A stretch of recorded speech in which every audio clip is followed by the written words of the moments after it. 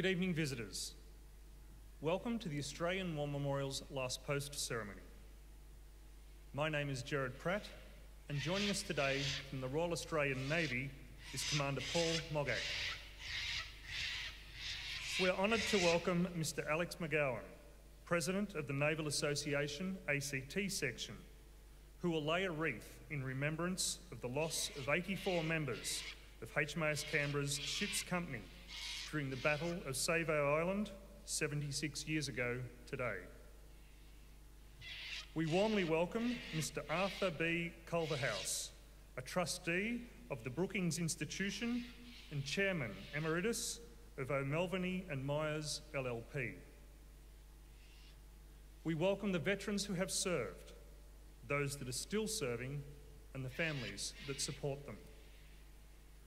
We acknowledge the members of RSL and Services Clubs Association, RSL Victoria and RSL Queensland, who are watching the broadcast of this ceremony from across Australia. During the ceremony, wreaths will be laid at the base of the Pool of Reflection by visitors and students on behalf of the following schools.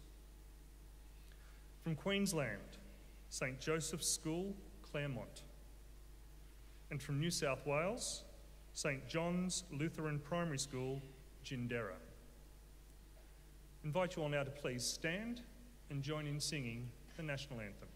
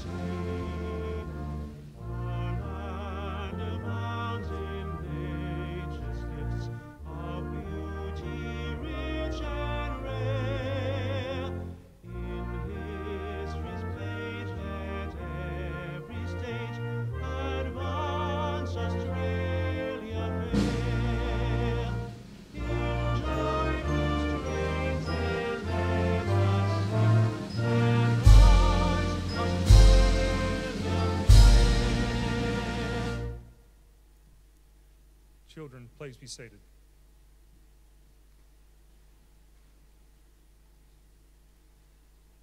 The Australian War Memorial was the vision of Charles Bean, Australia's First World War official historian. Bean landed with the Australian troops on Gallipoli and stayed with them at the front through until the end of the war. The idea of this national memorial and museum came to him at Pozières, France, in the depths of the bloody fighting of 1916. Bean's idea was that this would be a place where families and friends could mourn loved ones buried in faraway places.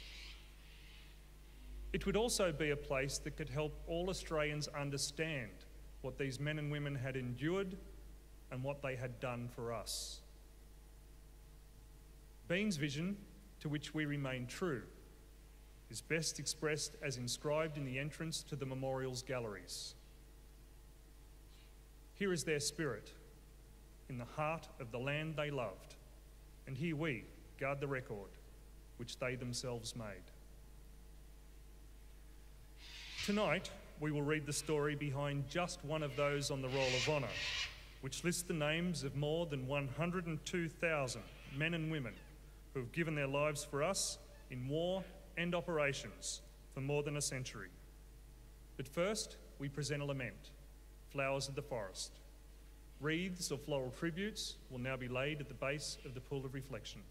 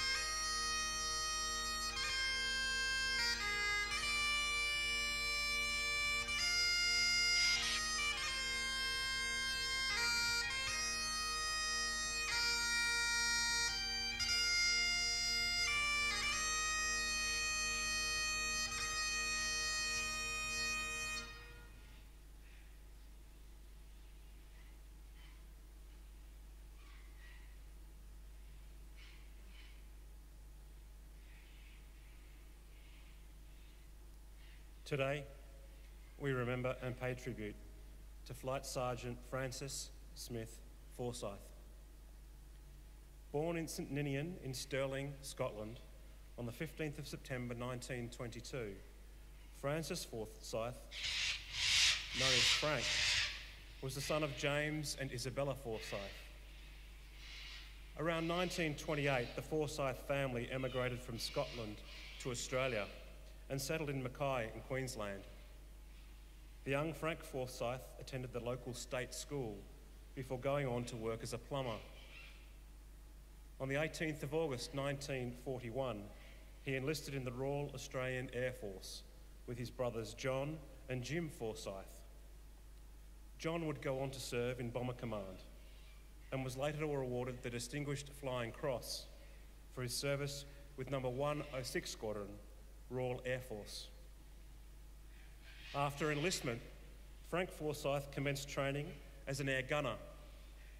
After his initial training in Australia, he embarked for service overseas. As part of the Empire Air Training Scheme, he was one of almost 27,500 RAAF pilots, navigators, wireless operators, gunners, and engineers who, throughout the course of the war, joined the Royal Air Force squadrons or Australian squadrons based in Britain. After his arrival in Britain, Forsyth undertook further specialist training before being posted to No. 460 Squadron, Royal Australian Air Force. No. 460 Squadron would become the most highly decorated Australian squadron in Bomber Command and the squadron that suffered the highest casualties. Flying twin-engined Vickers Wellington medium bombers and then four-engined Avro Lancaster heavy bombers, the squadron lost over 1,000 men, Australian, British, Canadians, New Zealanders and South Africans. Almost 600 Australians from No. 460 Squadron are listed here on the Roll of Honour. On the night of the 24th and 25th of July 1943, 26 Lancasters from No. 460 Squadron were taking part in a large bombing raid on the German city of Hamburg. As part of the Battle of Hamburg, known as Operation Gomorrah, the raid was part of a bombing offensive on the German city by the Royal Air Force and the United States Army Air Force that had begun on that night and would last for 8 days. The Lancaster, in which Forsyth was the tail gunner, was shot down by flak during the raid, and he and all 6 of his fellow crewmates were killed in action. They were the Australians, Flight Sergeant Frederick Taylor, Flight Sergeant Aubrey Ashley, British Sergeant John Atchison, Sergeant James Joyce, and Sergeant Dennis Metcalf, and Canadian Sergeant Antoine Perron. The crew were buried side by side in a collective grave in the British and Commonwealth War Cemetery in Becklingen, Germany.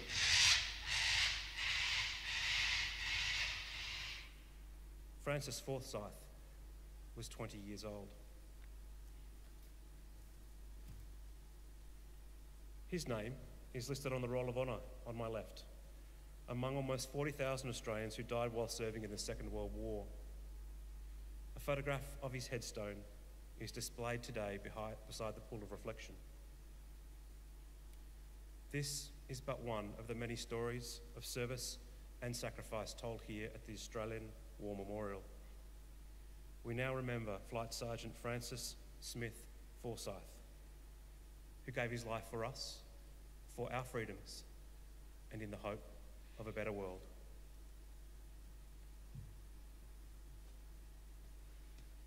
Please stand for the reading of the Ode and the sounding of the last post.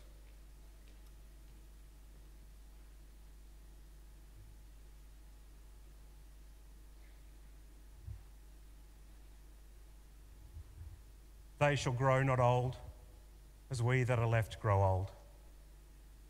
Age shall not weary them, nor the years condemn. At the going down of the sun and in the morning, we will remember them. We will remember them.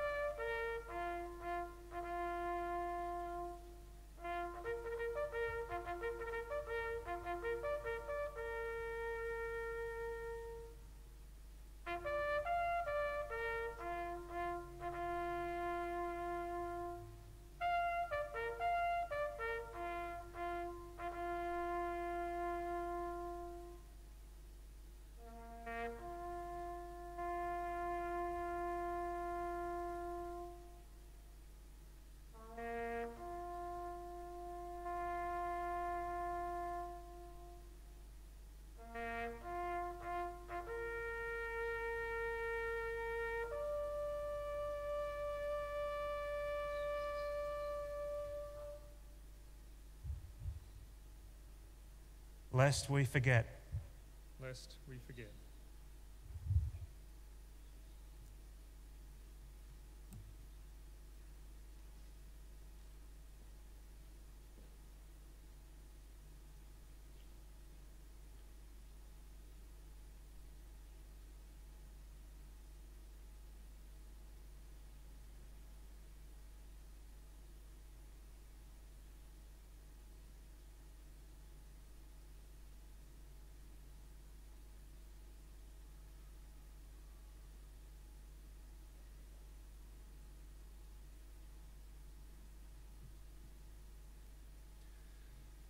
We leave you this evening with the words of the memorial's founder, Charles Bean. Many a man lying out there at Pozieres, or in the low scrub at Gallipoli, with his poor, tired senses barely working through the fever of his brain, has thought in his last moments, well, it's over. But in Australia, they will be proud of this. Ladies and gentlemen, girls and boys, that concludes the last post ceremony. We thank you all for visiting the Australian War Memorial and wish you all a very good evening. Thank you.